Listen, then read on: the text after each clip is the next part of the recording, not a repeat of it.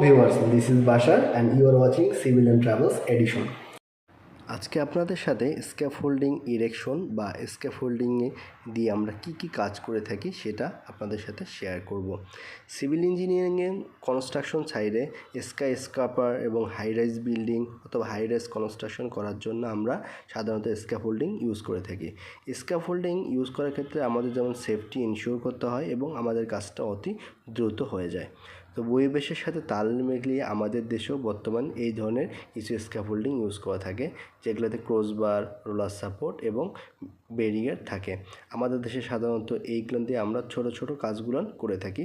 তাছাড়া যখন আমরা বড় ধরনের রিয়েল এস্টেট কাজ করি সেক্ষেত্রে আমরা টিউব আকৃতির কিছু স্ক্যাফোল্ডিং থাকে, সেগুলো আমরা ইউজ করে থাকি। তবে সাধারণত যেগুলো আমরা লো রাইজ বিল্ডিং রয়েছে, যেমন এই ভিডিওতে দেখানো হয়েছে, সেগুলোতে ওয়াল মাউন্টিংয়ের ক্ষেত্রে আমরা ফুল সেফটি ইনশিওর করে আমরা স্ক্যাফোল্ডিং ব্যবহার করে আমরা অতি দ্রুততার সাথে কাজটা সহজেই করতে পারি।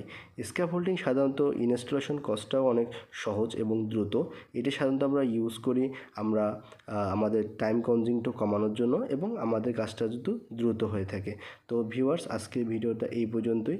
যদি আপনাদের ভিডিওটা ভালো লাগে অবশ্যই আমাদের সাথে থাকবেন, অবশ্যই আমাদের চ্যানেল সাবস্ক্রাইব করবেন। ধন্যবাদ।